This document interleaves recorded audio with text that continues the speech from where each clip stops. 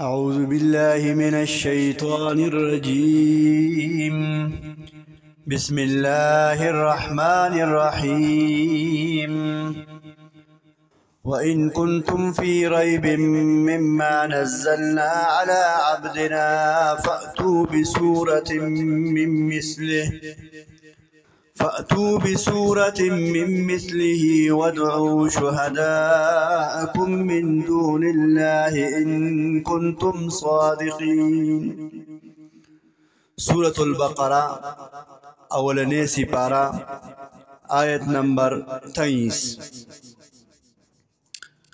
کفارو اعتراضونه کول چې دا قرآن دا الله جل جلاله دا طرفا نازل شده نه دی، بلکې دا قرآن پیغمبر علیه السلام دا ځانه جوړی.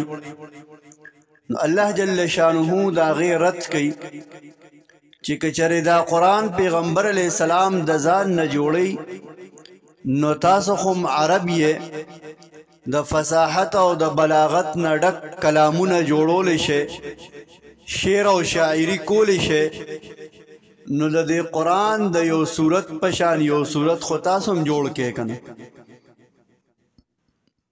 نو تمام عرب د دې خبرې نه عاجز اوخه. حال دا دی چې د عربی فصاحت او بلاغت په دغه زمانه کې ډیر په عروج باندې، د لبید غونته شاعر، امرؤ القیس غونته شاعر، داغه د لوریانو غونته بهترین شاعران چې یو کلام بچا جوړ کو، مقابله وکیدا چې د چا شعر او شاعری به وګټل د اعزاز پتور به اغا په خانه کعبه کې داغه شیرونه زوړندو ویرا شه د مقابله وک.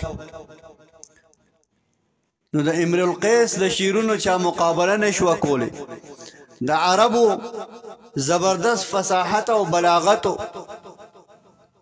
نو الله جل شانه داسې یو معجزه راولې گله چې ټول عرب ته عاجز شو او د قرآن کریم مقابله او نکړی شو.